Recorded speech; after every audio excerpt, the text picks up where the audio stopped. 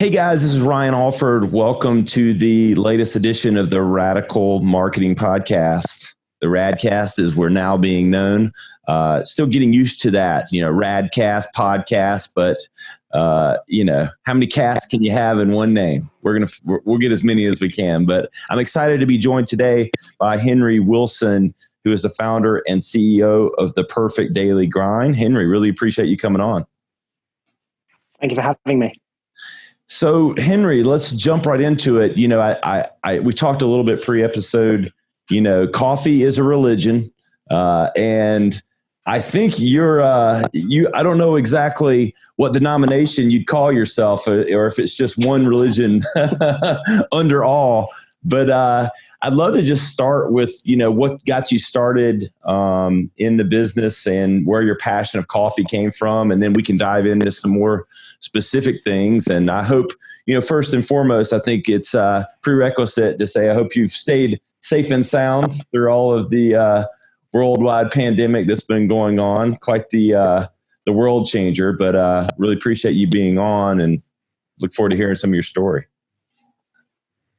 Yeah, well, firstly, thanks so much for having me on the podcast. It's a great privilege to be here speaking with you. Yes, so just to go into a little bit of my story with coffee. When I finished university or college in the UK, which I studied geography, totally unrelated to my current career, I had a sabbatical period before I started my first job, which was working as a management consultant in London. Again, not related with coffee. And then during that period, I decided that I wanted to go to travel around Central America to learn more about coffee, because in the previous summers, I'd always gone back and forth from South America, predominantly Ecuador and Colombia. I had like an intellectual curiosity in coffee about where it came from, how it was produced, all of the people along the supply chain. But I felt like I wanted to learn a little bit more. So I basically got a flight and traveled on my own from Costa Rica to Guatemala for around 4 months. And I visited every player on the supply chain in a coffee producing country setting. So I spent time with roasters, both higher level commercial roasters to smaller micro roasters, went to different coffee shops, visited different coffee farms, exporters, traders, spent some time even hanging out in fertilizer shops, just basically trying to learn a little bit more about coffee. And I visited lots of different producers in lots of different settings, from very small rural producers to producers who were much closer to the urban areas, to farmers who had incredibly small farms where they only produced coffee, to diversified producers where they are doing intercropping. And I met one producer actually in Honduras, in a coffee producing region called Marcala. And I just remember that he took me to his farm and was explaining to me about the quality of his coffee, and he just had endless experiments that he was doing in the farm. So, for example, he was growing papaya trees because he felt that by having papaya trees next to the coffee, that would somehow improve the cut profile of the coffee. He had some issues with drought during the coffee season, so he had basically collected coconut husks and had basically wet them and buried them during the rainy season, and then during the dry season, the coffee was more resistant. And he had all of these things. And I remember asking him, I said, look, how do you share this information with everyone? Like, how do people know? And maybe more importantly, how does the buyer know about this? And he was like, oh, when they come, I show them. And I was like, well, how many people have come this year? And he was like, well, like 3. And it just kind of stuck with me. I was like, wow, there's a lot of things that happen here in this context of a farm, especially, that I'm not aware of as a consumer. And I'm sure some of the other supply chain members aren't aware of. And this really adds a lot of value. Like, we're trying to justify to the consumer they need to pay an additional price premium. And there's a lot of things that happen here. And then I spent more time around Central America. I ended up going back home to start my other job. During the weekends, I would go and visit coffee roasters and coffee shops and ask them lots of questions. And it was clear that they weren't totally aware of some of the things that I saw. And then similarly, like, they had a lot of information that was really valuable that the producer wanted to know about, or that some of the people within the coffee producing countries want to know about.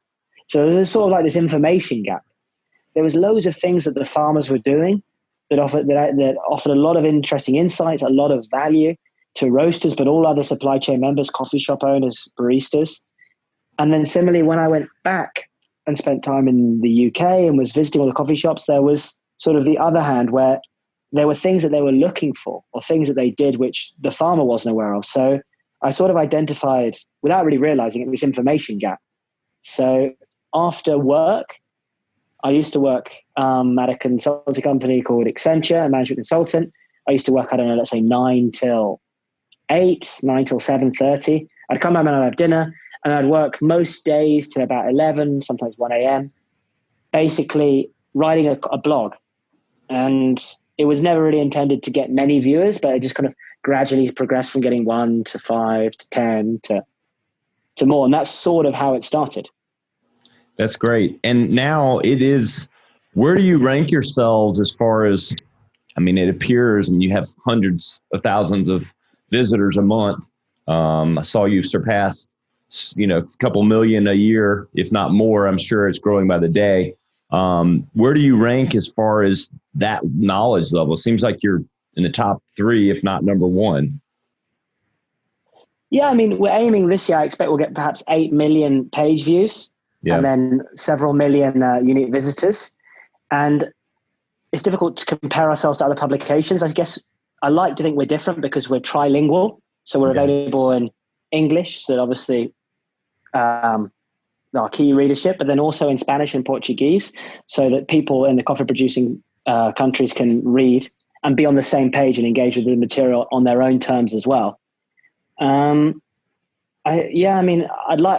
say we're certainly an industry leader, but we don't really compare ourselves. What we've always tried to focus on is being data-driven, leveraging new technologies. So we really focused a lot and have several staff members just working on social media and being accessible. So we realized after a while that in order to be accessible, we couldn't just be in one language. And also to be accessible, we have to have information on the whole supply chain. So not just talking about, say, what's happening at a farm level or what's happening in a coffee shop level, but to try and be that voice for the whole coffee industry. Yeah. So does this passion from you, it's funny, I enjoy coffee, but it's the caffeine buzz, but I'm more of a wine connoisseur. It seems like there's some parallels in the grapes being grown and the coffee beans, but whether it's catching a buzz with wine or loving the taste or the caffeine jolt, where did that passion originate for you? Well, for me, it was never really about the coffee. Yeah. So a lot of people that I know in the industry, they adore the taste, the sensorial profile of coffee, and that's what them. I was always interested and enjoyed a high quality cup of coffee. And as I was exposed to better and better coffee, I loved it. But it was more about the people in the industry. So it was more about really spending time in Latin America with different groups of coffee producers and realizing that there was an opportunity to do something which offered value and that had purpose. So it was like, okay, just by creating a coffee blog, we can work towards alleviating some inequities in the supply chain. We can provide free education. We can give a platform for farmers to share their voice. We can unite all the different players. So for me, it didn't have to necessarily be coffee. I think it just fell into coffee because of what happened. But it was always about really the people behind it. And it's an interesting parallel you draw with wine, because when I first started in coffee, I really admired the wine industry because you're able to attract significantly higher prices for exclusive and bottles of wine, and people do associate high quality wines with value, and people are willing to spend that. Yeah. And when you look at the coffee industry, you have to I always wonder, why can't people spend that much money on a cup of coffee? And when you first get into the industry, I got really excited about all sorts of things that could be done. So maybe if we made the best cup of coffee with the most exotic process, or maybe we used an exotic varietal, then maybe people would pay for it. But the drinks have sort of been seen in 2 different categories. And then one of the major differences you see in wine is that wine is often produced in wealthier countries where the producers themselves have access to improved infrastructure, improved financing options. And then if you look at wine, it's often bottled in the estate or in the farm itself. Yep. And in coffee, there's all these different people along the chain, and the level of risk is completely different how it's managed. But it's really interesting because I'm always reading and studying about wine, because it's astounding how we can communicate that value and get people to pay so much more for an exceptional glass of wine, and we struggle in the coffee industry. Yeah. Brand is a powerful thing. I tell a lot of clients. Yeah. like Camus in the US, they can get $20 a glass or $100 a bottle, for fine wine, but you have a hard time, especially in the States, with Dunkin' Donuts on every corner, getting more than $7 or $8 for, a cup of coffee. When in reality, the process or, depending on where it's roasted, grown, harvested, all that, like you said, is not too unlike the wine industry. And it's really interesting, what it would take to cross that barrier. And I don't know if it gets down to if it's so complex as much if it's just the reality with wine is, you can drink 2 or 3 bottles and keep going, I guess. I don't know if you can drink 8 glasses of coffee or cups of coffee. I guess you could. Some of it might lie in that simplicity. But talk about the kind of organic growth, with Perfect Daily Grind. Kind of going through the site, I see both the education and the information gap. I see that. And then I do see you guys kind of leveraging some of the interest level and the passion points, but I'd love to know kind of the, organic growth of the content on the site and kind of the thinking in building out all of the platforms you have. Well, so in the construction of content, this was a key point for me. And I remember actually listening to, I don't know if you're familiar with Jonah Berger. He's written the book Contagious and done a few good presentations and speeches available on YouTube. But he really talked about contagious content and how to create content which resonates with an audience.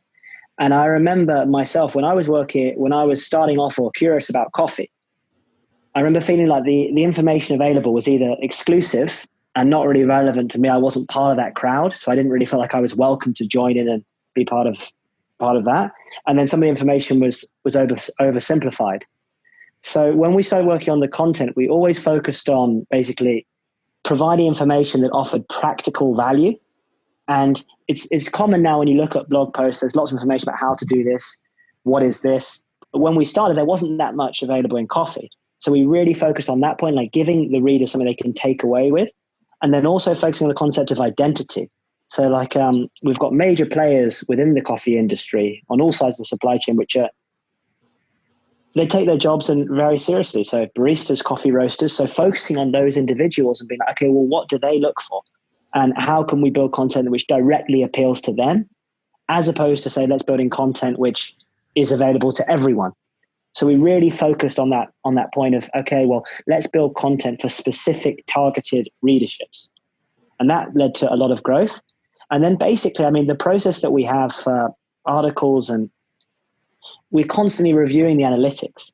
So it's sort of a match between producing content that we know is popular, will get lots of hits and is interesting to our audience, and also balancing that out with what content do we want to be known for, because there's certain things which you can write about and they're guaranteed to be really popular. But in the long run, that doesn't really deeply resonate with our brand. And there's other content which is highly specific, highly specialized, and the people that read it adore it and use it as a reference, but the overall views are lower. But basically, we're always monitoring our content. So whether we monitor the inbound traffic coming from the different social media channels, and we've always focused a lot on growing our organic reach through social media. So we were pushing hard on Instagram before people in the coffee industry were really taking it seriously. We're now monitoring the transition to LinkedIn, as that seems to be growing more as a platform with a high organic growth. And we were sort of there when Facebook started. And you can probably remember that when you posted something on Facebook and for like $2, you could boost something and the reach was insane. Yeah. And we've always monitored, we've always tried to monitor that. But it comes down to really studying the identity of our readers and providing specialist content for them, and then offering practical value. So those are the two things. But as you go on, you kind of learn what works and what doesn't. So yeah. What's been growing the business, being a young entrepreneur? What are some like learning lessons, like, maybe at a high level that you've had growing the business, and then, maybe divert into, as we were talking pre-episode, some of, the business channels that have grown out of this. So kind of 2-part question there. I mean, so my story, so I didn't really explain too well, but basically when I had the job in London as management consultant, one day I realized that I really wasn't too happy with that job and I had to do something. And I had this idea that I'll just make a coffee blog. And if we produce amazing content, people will sponsor us and it'll be amazing. And what basically happened was I left the job in London, had to move back home with my parents and started fresh. And it was really challenging because I realized that for every dollar, say an advertiser spend, they want a return. And every dollar they spend is precious. So I had to really wait a while and study and adapt and see where could we add value for our advertisers and also similarly value for the readers. And then it's been, I think, 4 or 5 years, maybe a little bit longer, since we started Perfect Daily Grind or since I started it. And the key lessons I think I've learned is that for us, we're always very, very value driven in the sense that whenever we take on a new project or we're working on something new and interesting, we have to have a clear value proposition which can be explained in 1 or 2 sentences about why we're doing what we're doing. And similarly for a client, why we're doing what we're doing. Because it's very easy when you're developing a new project and you're in a new exciting industry or working with a new exciting client to build something really extensive and deep without actually proving that the core value of what you're offering works. And then I guess the other thing is that I'm just learning every day about how to scale. So because each year, say we've doubled in size probably as a company and in terms of revenue, and we're hiring more and more people, and we have to monitor that transition bit from being a small publication that people are sort of rooting for because we're starting up and people like us and admire what we're doing and probably give us a bit more leeway. And then as you become a larger company, adapting to the needs of bigger companies, of bigger corporations and what they look for. And then the other thing is obviously like continually working to inspire and to keep people happy, because as you grow a company, people's expectations change. And obviously like you have to offer people a long-term career path and say, look, this is where we are now and this is where we're going to be in a year. And once we've done this is where we're going to be. So spending a lot of time just focusing on the vision of where we want to be and then making sure that we're on track. I spend a really significant amount of time just trying to analyzing not just where we are now, but where we want to be. So yeah, that's just a lot of information. No, it's great though. I think it's valuable. I always like to add, especially for a young entrepreneur and any entrepreneur at any age, the lessons they've had. And there's always a little bit of similarities. I mean, I'm one myself, but that growth, the growth of the business and managing growth and scaling and what comes with that is always a challenge. And so I love hearing your perspective on that. What are some of the, dynamics of the perfect grind that might not be as obvious? The content and the platform that you have for information and your identities that you have. I see that, but what are kind of those? We talked a little bit about this pre-episode, but what are those channels for you guys as far as monetization and where you work with clients? Yeah. So like I was saying, like as we got more involved and you become more client facing, if you listen, the clients often tell you what they want and often it's not exactly what you do. So you sometimes have to adapt to their needs. So we have, we derive revenue through Perfect Daily Grind through a number of different ways. So through the publication itself, we have advertising on the platform and we have advertisers with specific regions they focus on, specific products, speaking to specific audiences. And that's more the traditional advertising model with a very stronger focus on data. And then we also have what we like to call PDG Media, which is the digital media agency of what we do. So we provide digital marketing, social media management, and a few other services for companies within the coffee sector. And that's always been our expertise. We sort of work exclusively and specifically in the coffee sector because we understand the whole supply chain, so that companies have worked probably in the past with previous media agencies. And they say, look, we really like working with you because you know the difference between this type of coffee and this type of coffee. We don't need to explain that to you. So we work within that niche. Around 3 years ago, we also started an event called the Producer Roaster Forum, which has grown each size. And so we've done one in Brazil, one in El Salvador, one in Guatemala, and we had one planned this year for Honduras. And the aim of that was basically that we observed that the world's best coffee events occur in the States, occur in Europe. And why couldn't we build a platform to connect farmers to roasters and offer a world-class event in the context of a local context for coffee producers and people in the coffee producing country? And then we did that, the first one, and then as we sort of went along, we worked out how to drive revenue from it.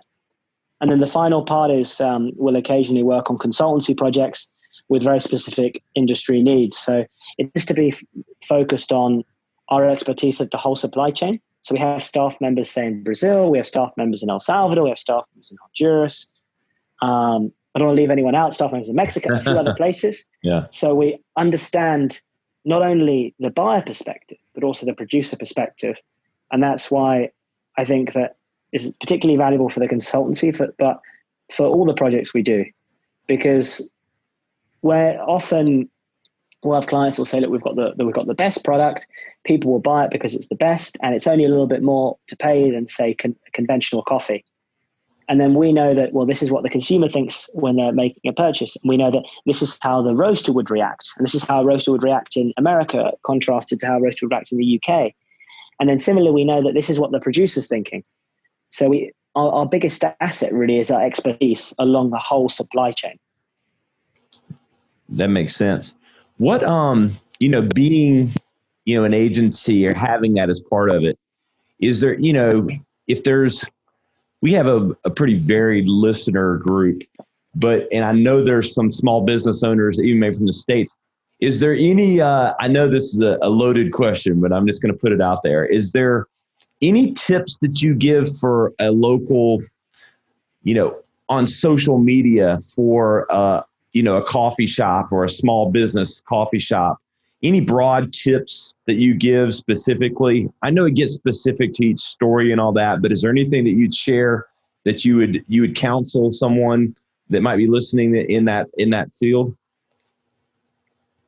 Yeah, well, just thinking so we work with all different types of coffee companies within the industry. And we are sometimes working with coffee roasters or smaller companies. And what I could say is that it seems obvious, but it's about being authentic and projecting your values of who you are. Because I think it's especially tapping in the coffee industry when certain things are very cool. So there are certain industry terms and industry buzzwords, and maybe even new trends that people want to get involved in because everyone's doing it. But for long-term success and actually building brand loyalty is about understanding and defining exactly what you are and who you stand for and projecting that message. And then the other thing that we always say to clients is be consistent. We often speak to people and they say, oh, well, I did it for a bit, it didn't work. And it's well, how long? And they're like, well, I did it for 2 weeks, it didn't even work. It's well, with the Perfect Daily Grind publication, we were running it for 2 years, it didn't make any money. So it's about that process of kind of communicating that it's a long-term effort. And then the other thing is also being relevant. So that kind of ties into authenticity, but really being relevant to your audience. So if on social media, you might do lots of things with your company and it might be all really important to you, but you need to identify what does your audience want and what do they come to you for? Because I think it's easy as a company, especially as a company owner, everything you do is so interesting and exciting and you think that you want to share it with people because you've worked hard on it. But you have to also appreciate that maybe if you're a coffee shop, people come to you for coffee. They don't come to you for other things, or do you know what I mean? So It's about really identifying what's your core relevance. Yep. I love it. And, being on the agency side, I can relate to many of the same discussions with clients, especially on the consistency side. Everyone thinks so short term and everybody wants it yesterday. And they think that, the viral nature of content, has created this false expectation that, every post is going to get X number of likes, or it's going to, if I post for 3 months straight, I'm definitely going to grow revenue by 7%. Just not realistic without a long-term strategy and sticking with it. Because what happens is they get deflated and they think, oh, it's not working, but they have a false expectation of working. Yeah, you're right. It's about defining clear expectations, and then defining early on, like, what does success look like for you? It's similar if you have to take on a new staff member. It's like, well, what does success look like for you? Like, in a year's time, where do you want to be with this job? So then you can actually identify like where to work towards. Because sometimes you're with clients, they'll say, well, actually, we just want to generate sales, or actually, it's not that important to us. We want to raise awareness of this particular project that we're doing. But certainly, like, consistency is something that's important. And then for us, like, obviously there's a balance, but it is attention to detail. So we want to make sure that everything is grammatically correct. So like, use the right images, because it's easy. And I think that when everyone's very busy, like, well, I'll just find any old image. But every time you do a post, you're sort of exposing your brand to the whole world, and you have to be delicate. And I think that it's an opportunity as well, because, I mean, as a young guy who just started a small coffee publication with no background really in the coffee industry, just through social media and really with a strong focus on Instagram to begin with, I was able to have a totally global reach. And that's thanks to social media. And you have to just use it and connect with people and take advantage of it as a tool. Well, and you practice what you preach, because I did see the Daily Grind has, like, you've posted 7,000 times. So, yeah,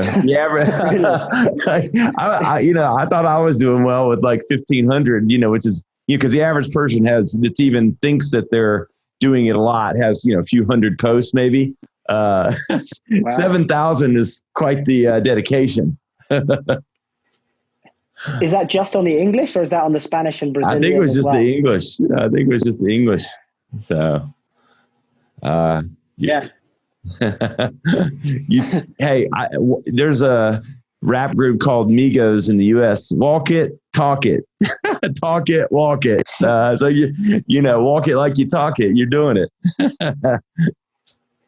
Wow, that's a lot. That makes me think. That's a lot of time. Yeah, I'm pleased to hear that as well. Another thing is that you notice that as you grow and you get more followers. So we're a niche publication. I think we have around 150,000 on Instagram. Is that it becomes a challenge, because as you get more followers, it becomes more difficult to build an authentic relationship with your followers and also have high engagement, because as the algorithms are consistently changing. So what we really focus on now is comments and reshares, and if to have people have shared it as a message with someone else. Whereas before, when we started, it was like, how many followers can we get? It'd be amazing if we have 10,000 followers. And that's another thing I have to talk about often with clients, is that often people will say when they start, they say, well, what we really want is engagement. But after a while, what they really want is lots of followers. Yeah. So we have to sort of identify, like, what is the most important thing for this particular client? Like, what do they want to be known for? How do they want to be seen in the industry? Yeah. Well, if you're a business, like a B2B company, if you're selling, certain businesses only need, 5 sales a month because of volume. It's B2B. Well, you don't need many followers. But if you're, high volume sales, then you need more reach and more, and it's just so variable depending on the business, right? Yeah, no, you're actually right. And yeah, and it all depends on what you're doing and what's your client base like. But there are different platforms, aren't there, for different people in the industry. And what I've noticed recently, you've noticed probably more than me, is LinkedIn is like, there's like a resurgence in LinkedIn. Oh yeah. And that's offered opportunities to speak with and connect with different people. So my dad, for example, he doesn't really use Instagram, or he doesn't. He's got like one post, but he likes to think that he uses LinkedIn.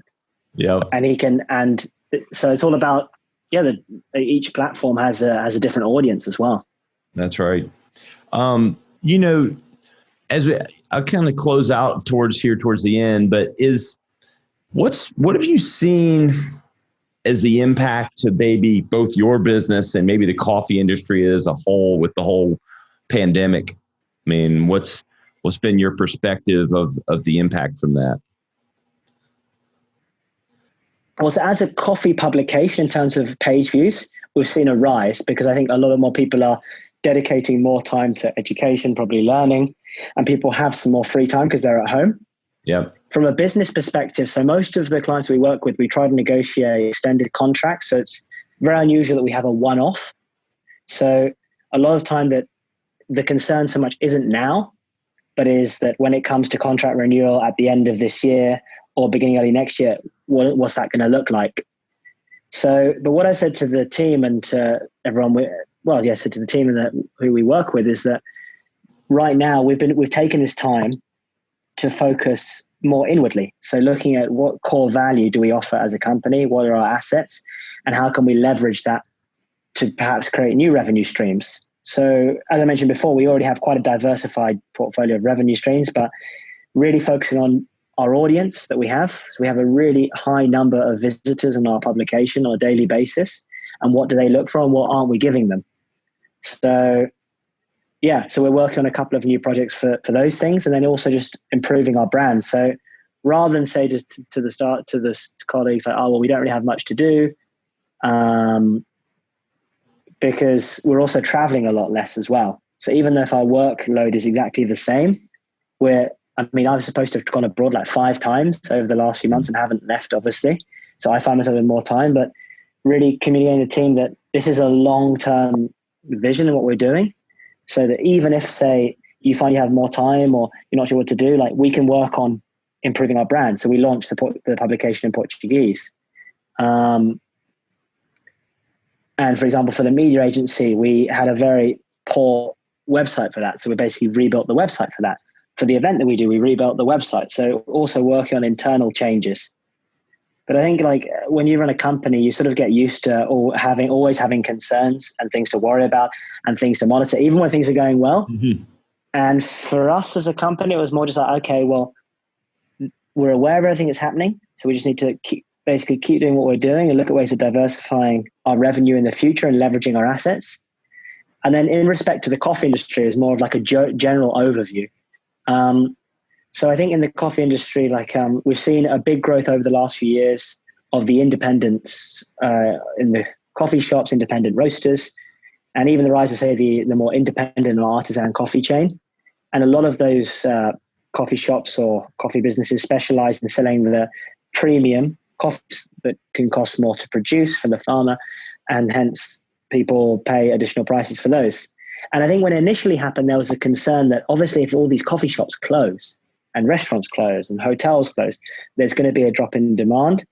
And what's going to happen? Is it going to affect these more exclusive, higher quality coffees, or is it going to affect the lower volume, the less high quality, more commercial coffees? And what we saw was that I think overall consumption of coffee has fallen, but you also have to bear in mind that every year we've had incredible growth within the specialty coffee sector and global coffee consumption as well. And then there's also been a resurgence of people brewing coffee at home. Mm. And when people brew coffee at home, I also is a big opportunity, because before a lot of people sort of saw buying quality coffee at home as not a priority.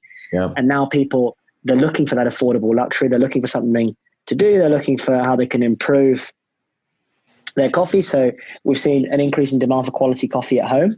And I just went to the supermarket or the grocery store the other day, and I was analyzing the offering of coffee. Mm. And it's even over this period, a lot of the supermarkets who are more, I guess you could say, mainstream, that cultivate to the general consumer, are offering much better coffee.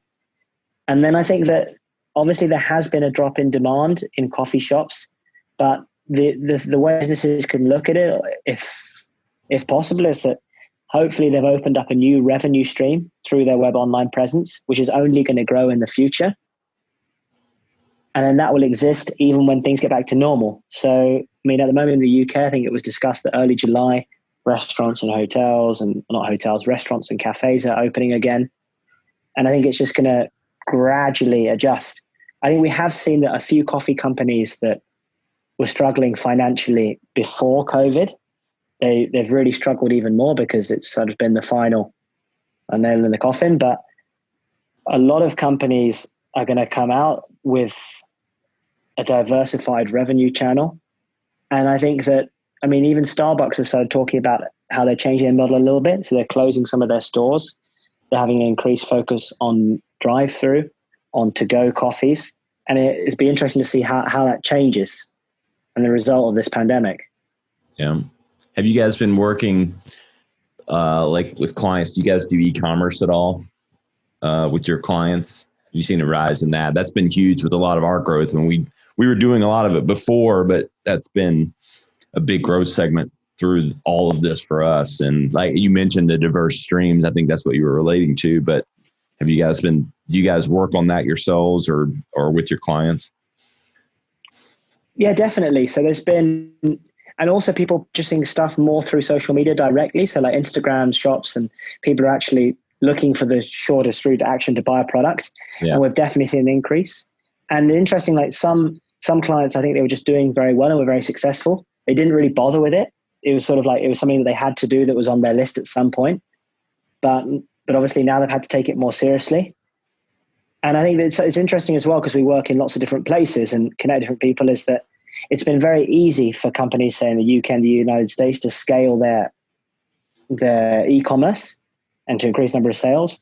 But in other countries where the infrastructure doesn't exist, so I was speaking to a coffee shop the other day from Bolivia, a coffee roaster, and they were saying, frankly, like people aren't used to buying stuff online. We don't have like a strong local presence in terms of FedEx and DHL. So there are other challenges. But it's this pandemic has forced local companies to innovate and to adapt, and they're going to have, as a result of this pandemic, a far more improved e-commerce infrastructure and transport network. Yeah, for sure. It's forced the, it's kind of, I tell people it was a snowball that was kind of running downhill anyway, the move to e-commerce, but it's the whole pandemic's kind of sped it up a lot of things. Yeah. On the innovation side. Yeah, it all depends on the product that you're selling. Like in coffee, I think there's always going to be space for people to go out and drink a cup of coffee and socialize. Yeah. But like I said, hopefully an additional revenue stream has been created, which will grow. And that's a huge market. If people start drinking better, higher quality, more ethically sourced coffee at home, then that's going to have a huge impact on the coffee industry and on the lives of coffee growers. Great. Well, Henry, I really appreciate your time. A lot of good insights, both on, the perfect daily grind, coffee industry as a whole, and just being transparent about business and entrepreneurship and all that. So really appreciate your time and coming on the podcast, man. Yeah, well, thanks very much. I appreciate what you do and the time you take to also build this podcast. And I'm sure I'll hear from you extremely soon, and I'll keep listening. Absolutely. All right, guys, thanks again to Henry Wilson. And that's all for today's episode of the Radical Marketing Podcast. You can follow us on Instagram at radical_results or radical.company online. We'll see you next time.